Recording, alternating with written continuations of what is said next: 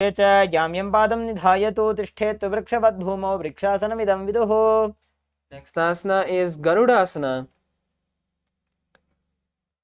On the opposite side. Now place the raised leg in front of the thigh and keep your legs straight as you visualize yourself as Lord Garuda and keep the hands in front of the heart. गरुडासनमावक्ष्य येन ध्यानं स्थिरं भवेत् सर्वदोषाद्विनिर्मुक्तो भवतीह महाबली. Back. Keep the forward legs toes pointing forward and the back legs toes pointing sideways. Now raise the hands, keeping them parallel to the ground as you lean forward and down, placing the hand by the forward leg. Visualize yourself as a triangle and gaze at the sky. उत्तानपादं क्रौञ्चं च मरीचिं वीरभद्रकं नटराजं त्रिकोणं च सुप्ताङ्गुष्ठप्रसारणे. Next asana is Trikonasana on the opposite side. Now switch the position of the legs and keep your hands parallel to the ground as you lean forward and down, placing the hands by the forward leg. Gaze at the sky and visualize yourself as a triangle. उत्तानपादं क्रौञ्चं च मरीचिं वीरभद्रकं नटराजं त्रिकोणं च सुप्ताङ्गुष्ठप्रसारणे. Next is Nikutaka Karna. Now come to a half squatting position with the heels touching, toes pointed outwards. Bring the hands parallel to each other in front of the heart. Raise one heel as you start alternating the position of your hands and lifting one heel off the ground.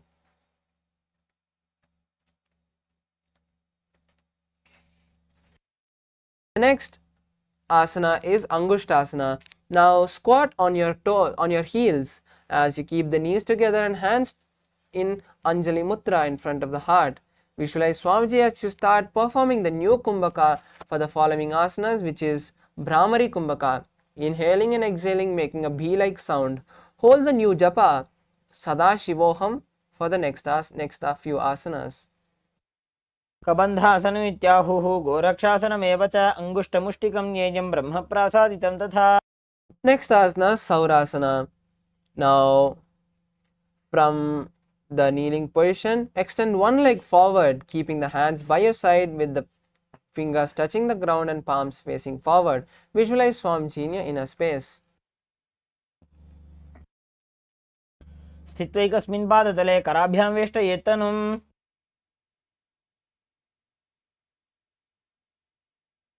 Next asana is Vidunanasana. Now lean forward and down as you hold the stretched leg with the respective hand and the back leg's heel with the respective hand. Visualize Swamiji in your inner space.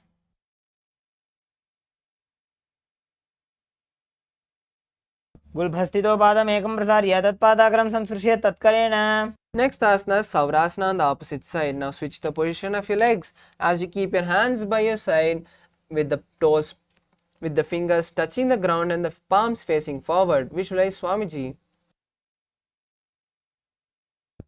प्रसार्य एकं पादतलं संस्थाप्य त्वेकपादकम्. Next asana is Vidunanasana. Now lean forward and down, holding the stretched leg with the respective hand and the back leg's heel with the respective hand. Visualize Swamiji in your inner space.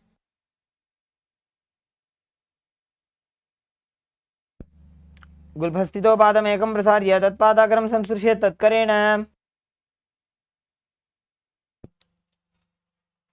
The asana is Brahmajarankushasana. Now bring both the legs back and sit on the heels of both the legs. Visualize Swamiji as you tuck your chin to the chest in Jalandhara Bandha and gaze to the floor down in front of you. दो भणा पानी होए वैसे एड़ी दो गुदानी वैसे कोरब कदलियां की माहिली ice माहेरा शेमिली.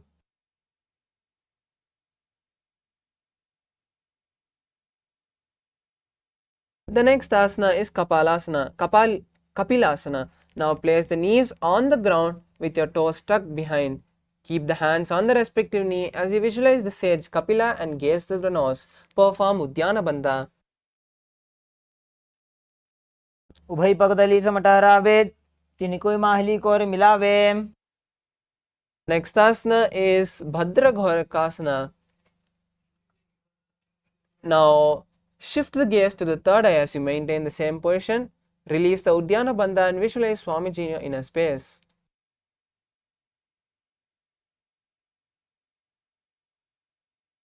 दो पगदली संपट करे कोरबारली भूपरि धरे कोरबारली राखे ऐसे तापरी मूल द्वार टिक बैसे. The next asana, Surya Asana. Now keep the soles of the feet together and raise the knees off the ground. Touch the thumbs and little fingers and open the palms wide like a lotus and raise your hands above the head.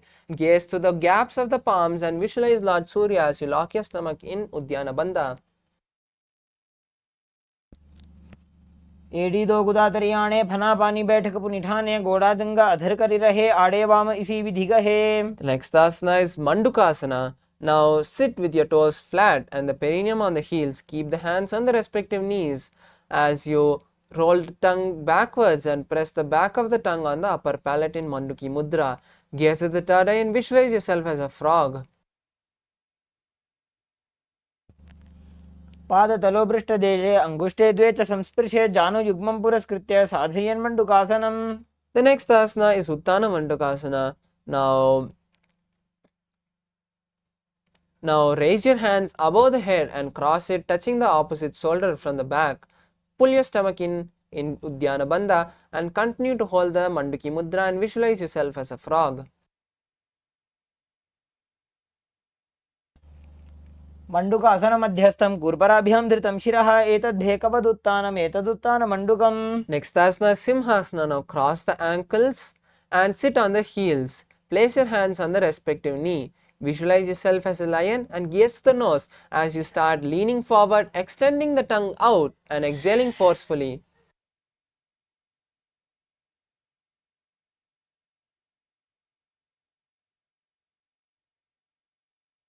दक्षिणं सव्यकुल्फेन दक्षिणेन ततेतरं हस्तो चजान्वो संस्थाप्य साङ्गुलीश्च प्रसार्य च. Next asana is Bhadrasana. Now uncross the ankles and cross your hands behind the back. Hold on to the opposite big toes as you visualize Swamiji and gaze to the nose. Tuck your chin to the chest in Jalandhara Bandha. गुल्भौ च वृषणस्याधो विक्रमेण समाहितः पादाङ्गुष्ठोकराभ्यां च धृत्वा च पृष्ठदेशतः. Next asana is Kakabhusandhyasana. Now squat with the feet flat on the ground and the legs together. Open the knees wide as you wrap the legs from the inside, locking your hands behind the back if you can. Visualize yourself as a crow and gaze at the nose. प्रथमे वेसकोकटठाने दोबूहात पगमी च आने. Next asana is Kanipavasana. Now place the hands on the ground shoulder width apart and place the knees on the back of the hands near the armpits. Slowly lean forward, lifting the legs off the ground and balancing on the hand as you visualize Swamiji. आसन को गुण आशी दुष्टा होई तो आची होई. Next asana is Kapali Asana. This is an inverted asanas.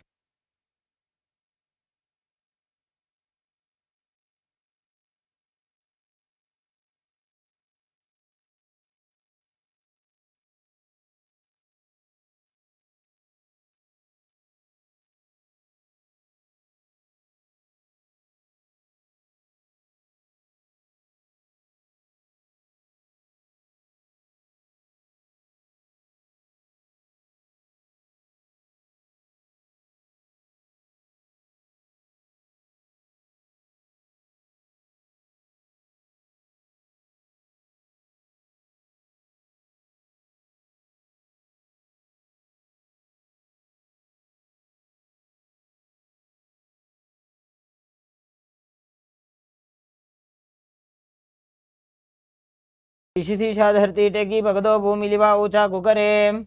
Next asana is Parsvamayurasana. Now squat on the heels and place the hands to one side. Align the hips and knees to the elbows as you lean onto the hand and lift the legs off the ground, straightening them to the side. Visualize yourself as a peacock and gaze to the third eye as you perform the new Kumbhaka for the following asanas, which is Rechaka Kumbhaka. Inhaling, hold and exhaling, completely emptying your stomach, holding the breath comfortably there and inhaling again. मयूरं दण्डवत् कुर्यान् मायूरं दण्डनामकं कुर्यान् मायूरं पार्श्वाभ्यां मायूरपार्श्वनामकम्. The next asana is Parshvamayurasana. Now on the opposite side. Now come back to a squatting position and place the hands on the other side of the body. Align the knees and hips to the hands and lean forward as you extend the legs to the side. Visualize yourself as a peacock. मयूरं दण्डवत् कुर्यान् मायूरं दण्डनामकं कुर्यान् मायूरं पार्श्वाभ्यां मायूरपार्श्वनामकम्. The next asana is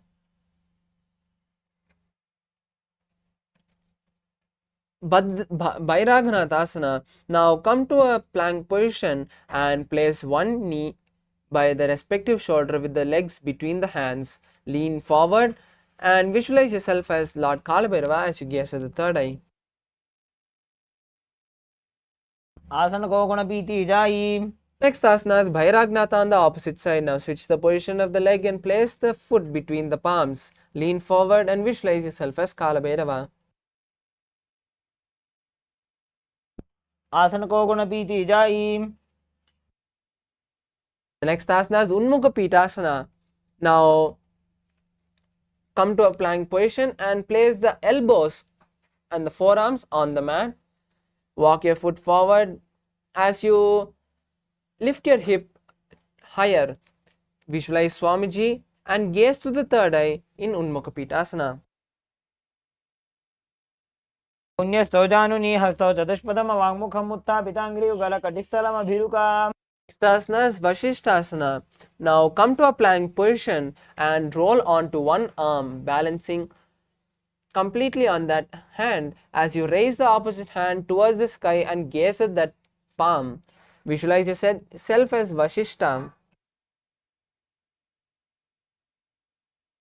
ऊर्ध्वकुक्कुटवासिष्ठ मरीचहलमत्स्यकम्बरिवृत्तिं चोदरस्य विविधं धनुरासनम्. Next asana is Vashishtasana on the opposite side. Now roll onto the opposite hand and raise the other hand towards the sky. Gaze at the hand which is towards the sky and visualize yourself as Sage Vashishta. ऊर्ध्वकुक्कुटवासिष्ठ मरीचहलमत्स्यकम्बरिवृत्तिं चोदरस्य विविधं धनुरासनम्.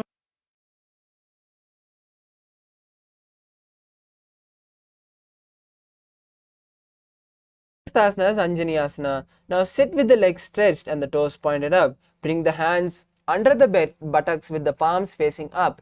Keep the spine straight as you lock the chin to the chest and visualize Lord Hanuman and gaze at the nose. The new japa Mahasadaशिवोहम in your inner space.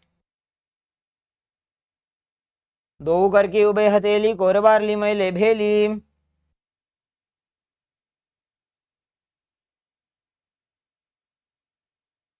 The next asana is Pachimatanasana. Now hold on to the respective leg with the hand as you lean forward and down, placing the forehead on the knees.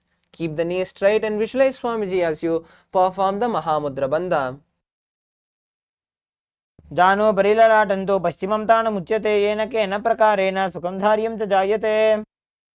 The next asana is Ugrasana. Now come back up as you lock your hands behind the neck, lean forward and down, placing the forehead on the knees.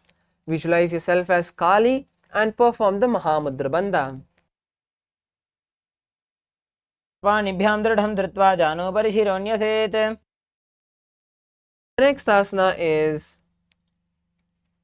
Marichyasana. Now keep both the legs stretched and pull one leg towards the perineum. Keep the knee up as you wrap the knee and lock your hands behind the back. Visualize Sage Marichi. उत्तानपादं क्रौञ्चं च मरीचिं वीरभद्रकं नटराजं त्रिकोणं च सुप्ताङ्गुष्ठप्रसारम्. Next asana is Mahamudrasana on the opposite side.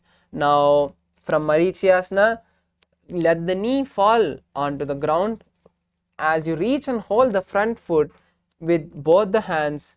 Bring your forehead to the knee as you visualize Swamiji, gaze at the nose and perform Mahamudra Bandha. महामुद्रां प्रवक्ष्यामि तन्त्रेऽस्मिन् मम वल्लभे. The next asana is Marichyasana on the opposite side. Now sit with the legs extended and bring one heel to the perineum. Keep the knee raised as you reach the hands around the raised knee and hold the hands behind the back.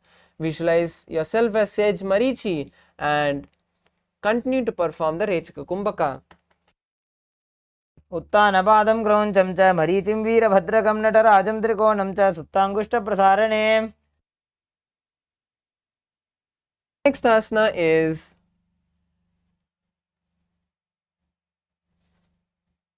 Mahamudrasana on the opposite side. Now sit with the legs stretched and toes pointed up. Lean forward and down, holding the stretched leg with both the hands and placing the forehead on the knees.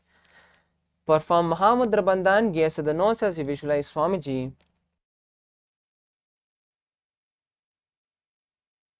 महामुद्रां प्रवक्ष्यामि तन्त्रेऽस्मिन् मम वल्लभे यां प्राप्य सिद्धा सिद्धिं च कपिलाद्याः पुरागताः.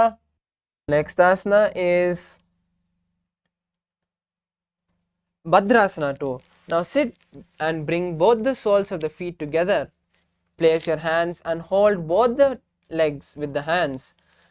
Visualize Swamiji as you gaze at the third eye.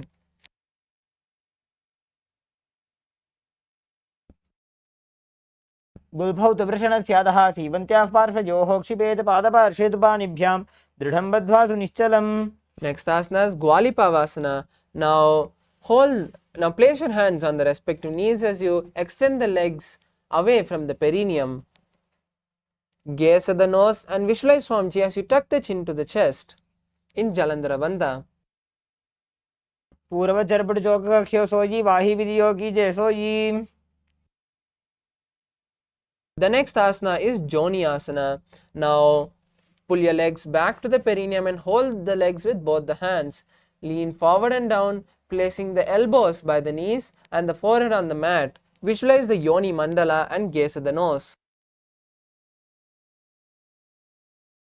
दो पगदली संपुट करे एड़ी मेड के ढिंग दरे.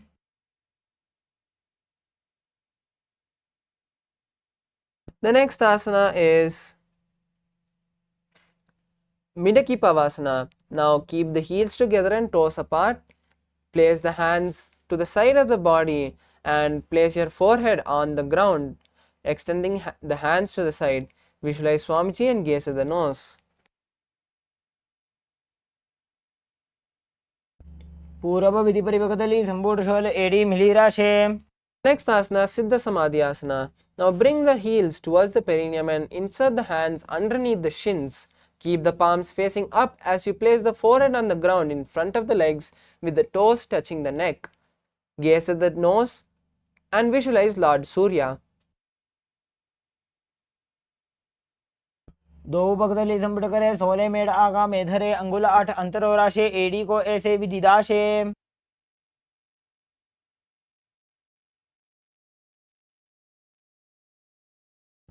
The next asana is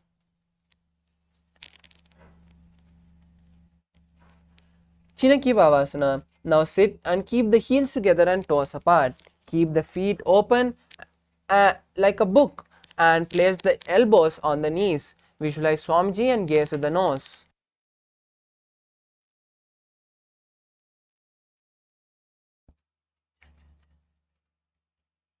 दो पका की एड़ी धरती मगिवा मेढ़ लगा बे पगदली माहिली को अंगूठा की सदी सूदी जोड़े.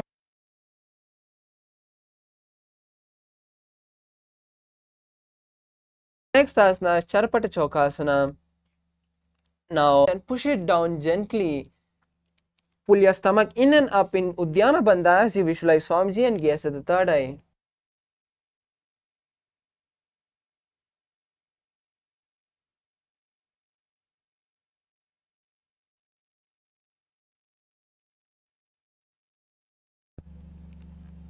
दो पगदली संपुट धारे आगा ने करे जा रे पसारे.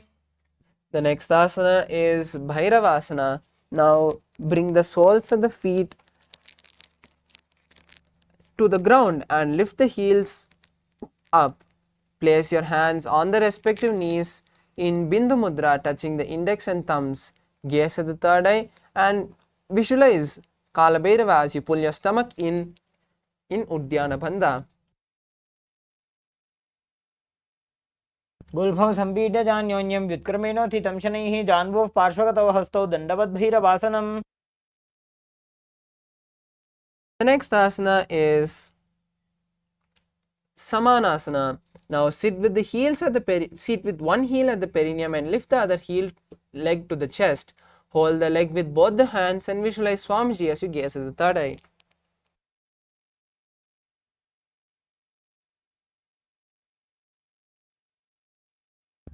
समानासनमावक्षे सिद्धमन्त्रादिसाधनात्.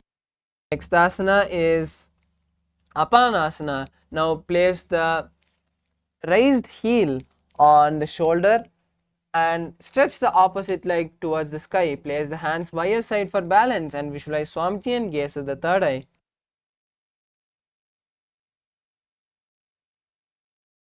केवलं पादमेकञ्च स्कन्धे चारोपे यत्ततः एकपादेन गगने तिष्ठेत दण्डवत् प्रभो. The next asana is Samanasana on the opposite side. Now place the other heel at the perineum and lift the opposite leg to the chest. Visualize Swamiji and gaze to the third eye. समानासनमावक्षे सिद्धमन्त्रादिसाधनात्. Now place the raised leg on the respective shoulder as you stretch the other leg towards the sky. Place the hands by your side and visualize Swamiji as you gaze at the third eye.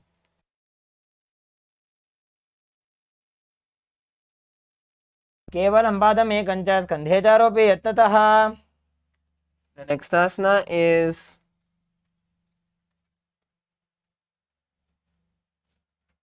Gomukhasana. Now cross the legs and place the heels by the hips. Keep the knees stacked to the center of the body and place the hands on the top knee. Visualize the face of a cow and gaze to the nose as you start performing Sitkari Kumbhaka, which is inhaling through the clenched teeth with the tongue touching the upper palate. Then exhale through the nose. Hold the new japa Om Nithyanandoham in your inner space. वे दक्षिणगुल्फं तु पृष्ठपार्श्वे नियोजये दक्षिणेऽपि तथा सव्यं गोमुखं गोमुखं यथा. The next asana is Anusuyasana. Now from Gomukhasana, hold the opposite big toes with the index and middle fingers. As you visualize yourself as Rishika Anusuya, gaze at the nose and pull the stomach in and up in Udyana Bandha.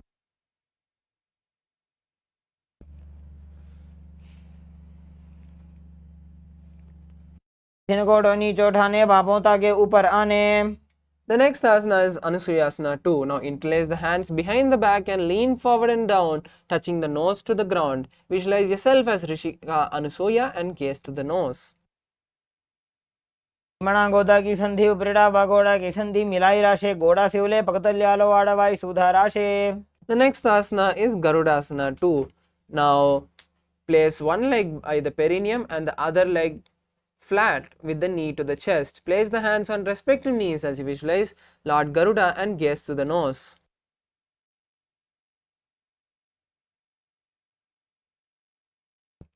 डाबो पग मोड़ी एडी माहिला गुल्फ मूलद्वारनी चैदे. The next asana is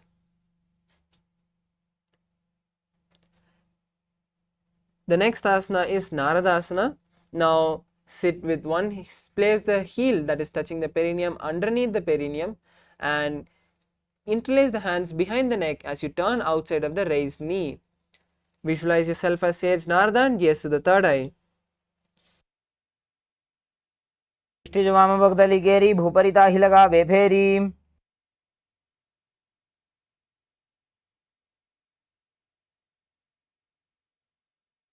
Next asana is Matsyapitakasana. Now place the heel which is underneath the perineum on the raised thigh, on the opposite thigh. Hold the raised legs toes with the respective hand and wrap the opposite knee and hold the shin of the raised leg. Visualize yourself as Matsya, the fish avatar of Lord Vishnu, as you gaze at the nose. The next asana is Gomukhasana on the opposite side. Now cross your legs, keeping the heels by the opposite hip. Keep the hands interlaced in front of the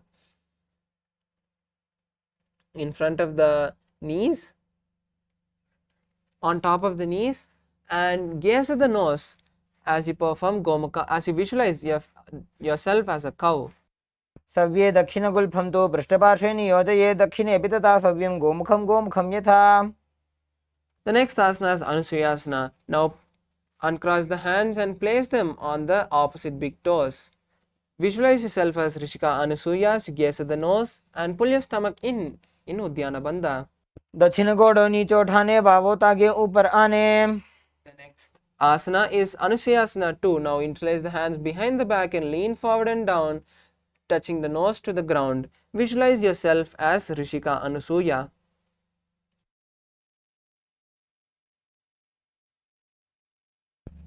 जीमणा गोड़ा की संधि, उपरीड़ा गोड़ा की संधि मिलाई राशे, गोड़ा सिवले पकतल्यालो आड़वाई सुधा राशे. The next asana is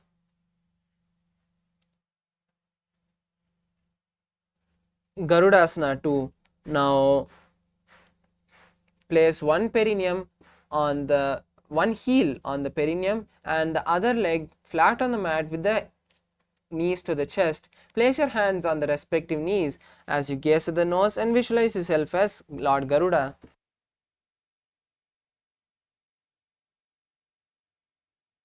डाबो पकमोडी एडी माहिलो गुल्भमूलद्वार नीचे दे. Next asana is Naradasana. Now place the heel which was touching the perineum underneath the, sit on the heel which was touching the perineum and interlace the hands behind the neck.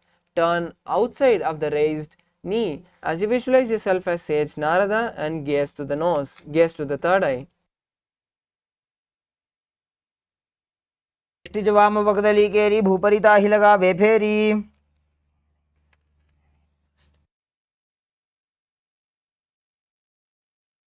The next asana is Matsya Pitakasana. Now place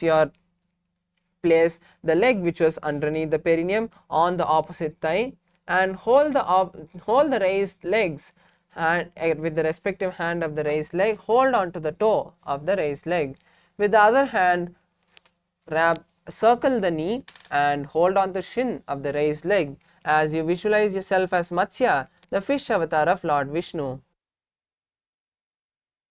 women वामाङ्गुष्ठन्तो गृहीतं मत्स्यपीठकं योनि वामेन सम्पीड्य मेढ्रादुपरि दक्षिणम्.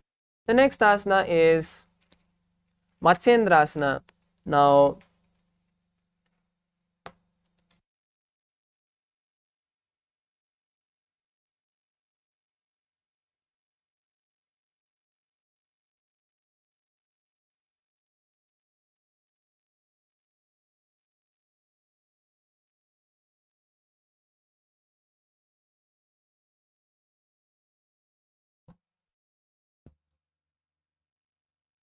उदरं पश्चिमाभासं कृत्वा तिष्ठति यत्ततः नम्राङ्गं वामपादं हि दक्षजानुपरिन्यसेत्.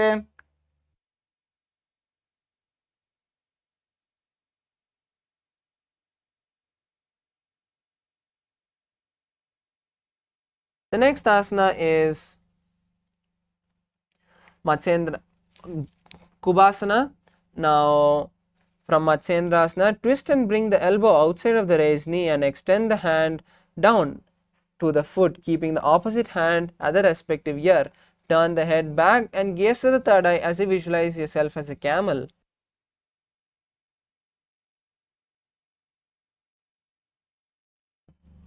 आसन को गुण झोलो जाए. Next asana is Matsyendrasana 2. Now place one foot on the top of the opposite thigh and place the opposite foot on the ground of the far side. Twist and bring the elbow outside of the raised knee and extend the hands down to the foot, keeping the opposite hand on the ground. Turn the head behind and gaze at the third eye as you visualize Matsyendranatha. मत्स्येन्द्रपीठं जलरप्रतिं Prachanda रुक्मण्डलखण्डनास्त्रम्. Asana is Matsyendrasana on the opposite side. Now place the opposite foot on top of the other thigh and the other foot on the next to the opposite thigh. Twist and bring the elbow outside of the raised knee as you keep the raised arm by the neck and turn the head back. Gaze to the third eye and visualize Matsyendranatha.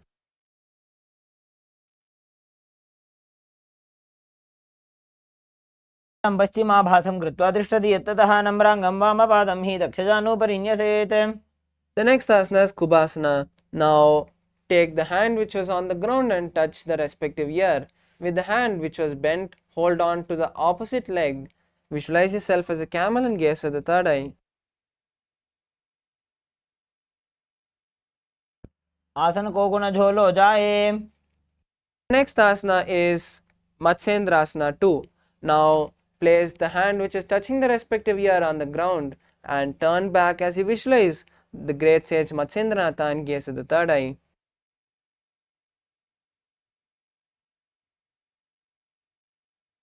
मत्स्येन्द्रपीठं जलप्रदीप्तिं प्रचण्डरुक्मण्डलखण्डनाश्रम अभ्यासतः kundalini प्रबोधं दण्डस्थिरत्वं हि ददाति पुंसाम्.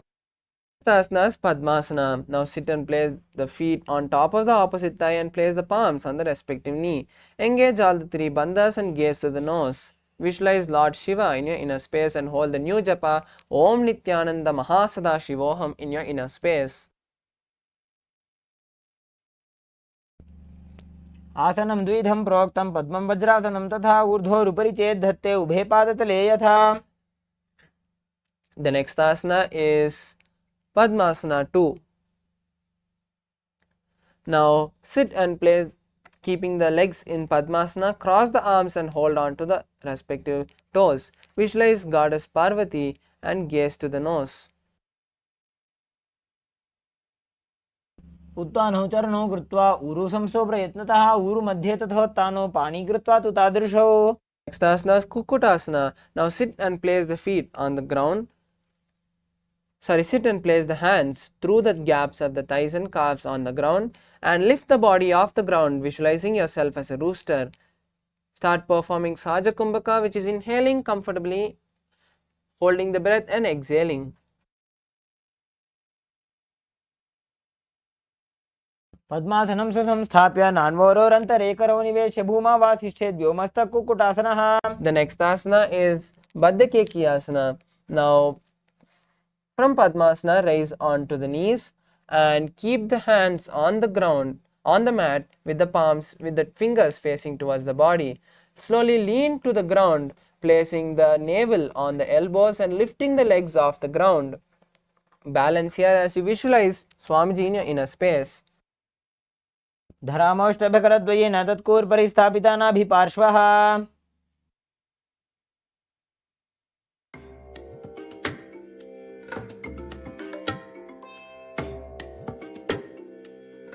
Next asana is Mayurasana. Now come to a kneeling position and place the palms on the ground with the fingers pointing towards the body. Keep the elbow together and press against the navel and then lean forward, balancing on the hands. Visualize yourself as a peacock. अथ पक्षे महादेव मयूरासनमुत्तमं भूमो निपात्य हस्तौ द्वौ कूर्परोपरि देहकम्. Next asana is Makarasana. Now lie on the stomach, interlacing the hands behind the neck and keeping the legs wide apart with the toes pointed sideways. Visualize yourself as a crocodile. अध्यासशेते हृदयं निधाय भूमौ च पादौ च प्रसार्यमाणौ. Next asana is Shalabhasana. Now place the hands by the chest and lift the legs off the ground. Visualize yourself as a locust.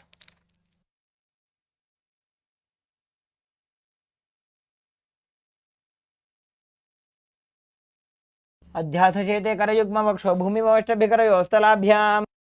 Next asana is Ushtrasana. Now hold on the respective leg and pull it down to the ground beside the hips. Visualize yourself as a camel. अध्यासशेते पदयुग्मव्यस्तं पृष्ठे निधायापि धृतं कराभ्याम्. Next asana is Dhanurasana. Now from Ushtrasana, raise your upper body and legs simultaneously, bending your back like a bow.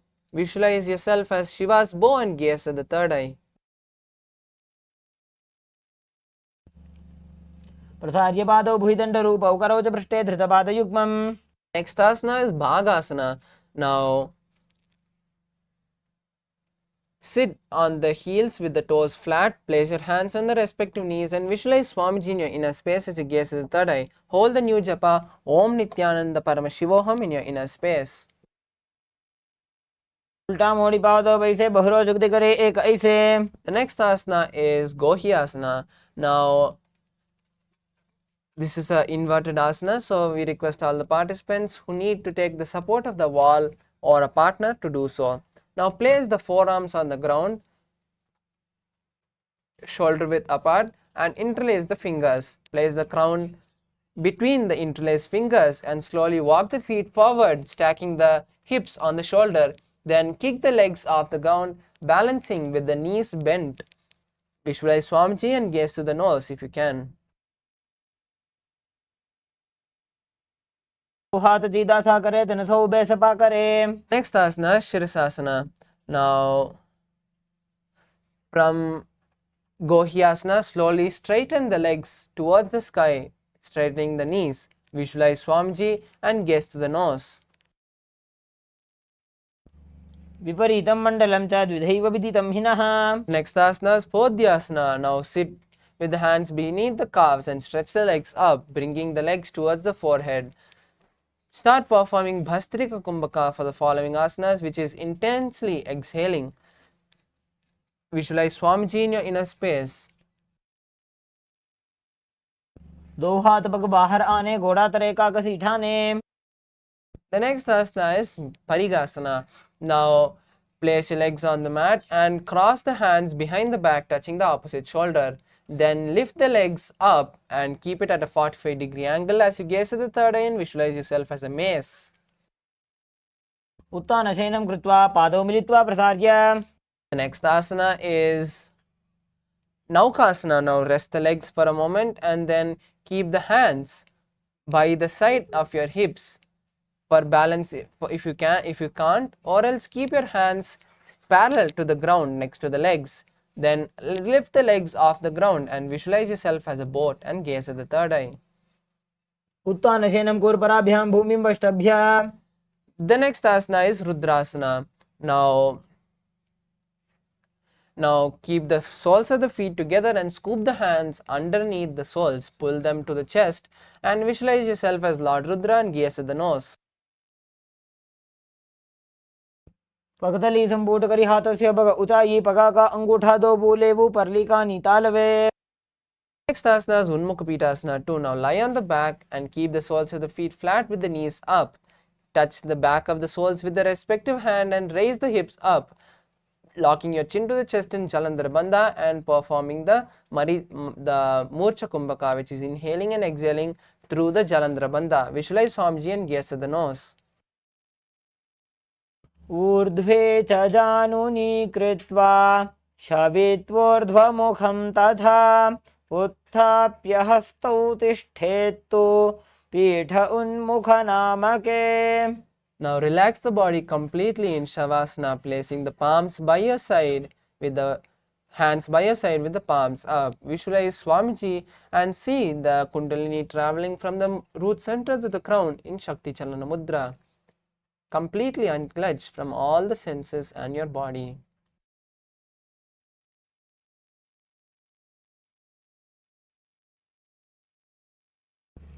उत्तानं शववद्भूमौ शयनं तु शवासनं. शवासनं श्रान्तिहरं चित्तविश्रान्तिकारकम्.